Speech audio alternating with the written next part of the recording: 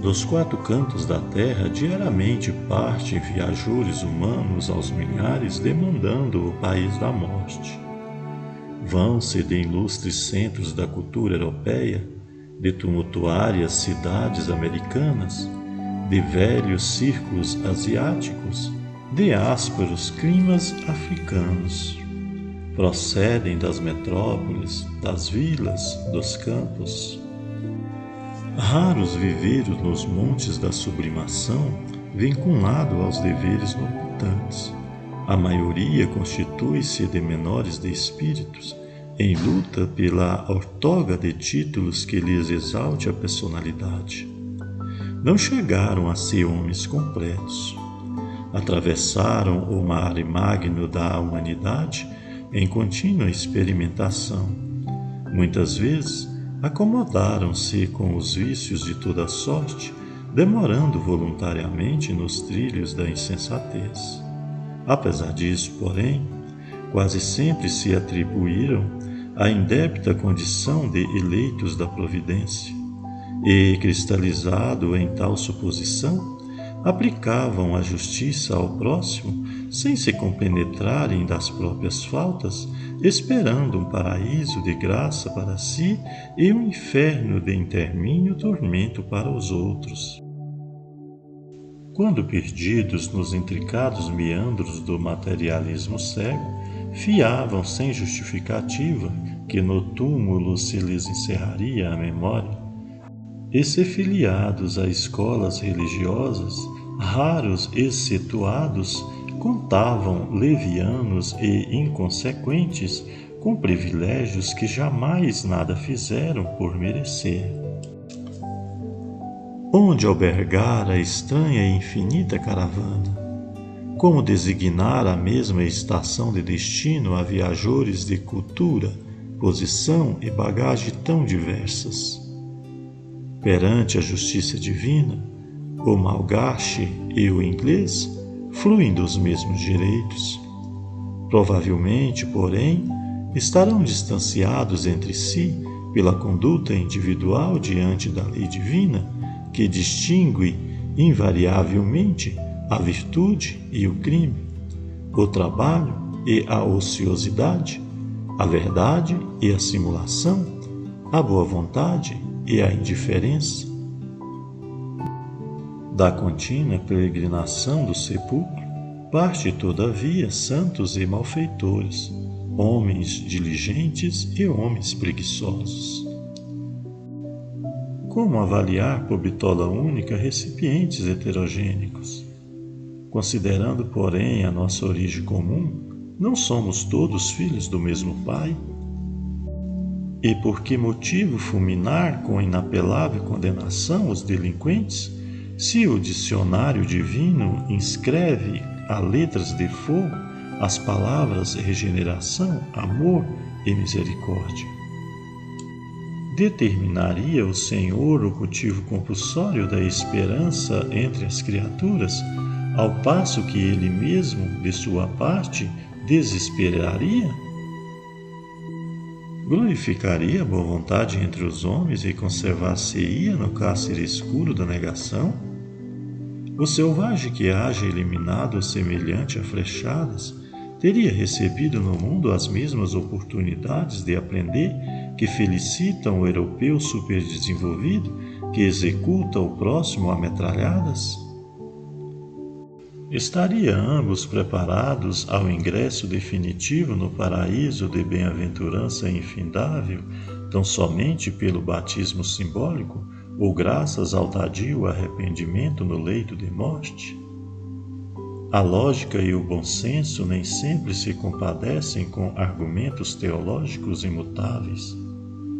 A vida nunca interrompe atividades naturais por imposição de dogmas estatuídos de artifício.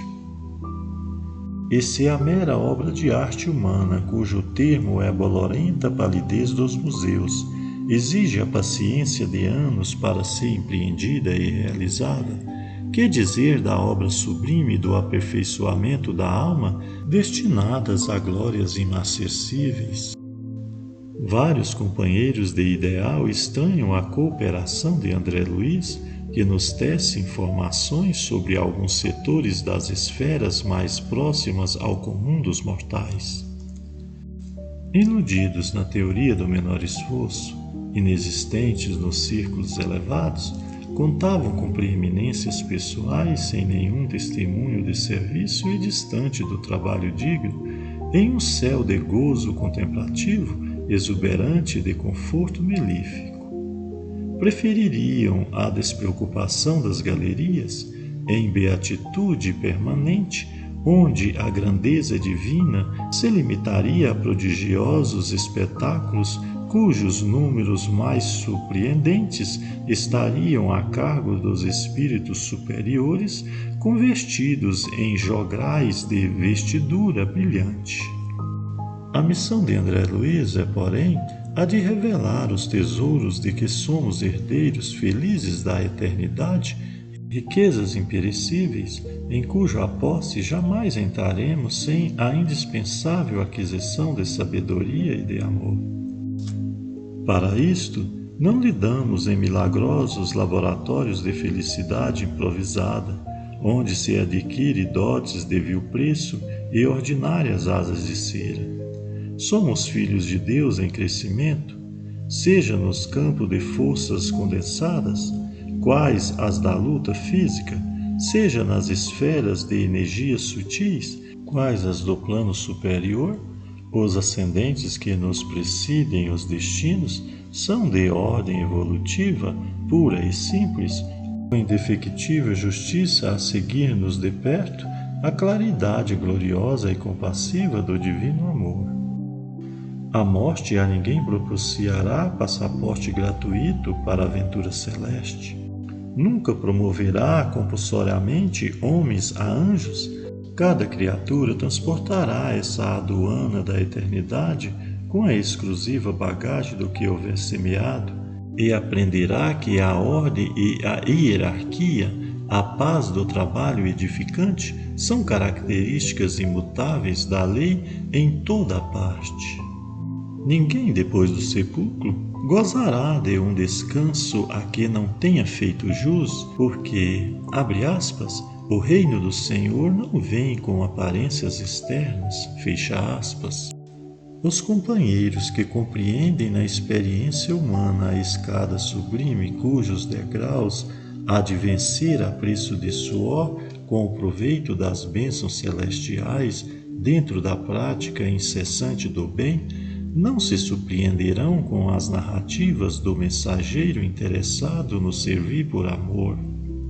Sabem eles que não teriam recebido o dom da vida para matar o tempo, nem a dádiva da fé para confundir os semelhantes absolvidos que se acham na execução dos divinos desígnios. Todavia, aos crentes do favoritismo preso à teia de velhas ilusões, ainda quando se apresenta com os mais respeitáveis títulos, as afirmações do emissário fraternal provocarão descontentamento e perplexidade. É natural, porém, cada lavrador respira o ar do campo que escolheu. Para todos, contudo, exoramos as bênçãos do Eterno, tanto para eles quanto para nós. Emmanuel. Pedro Leopoldo, 25 de março de 1947, pelas mãos de Francisco Cândido Xavier. No mundo maior.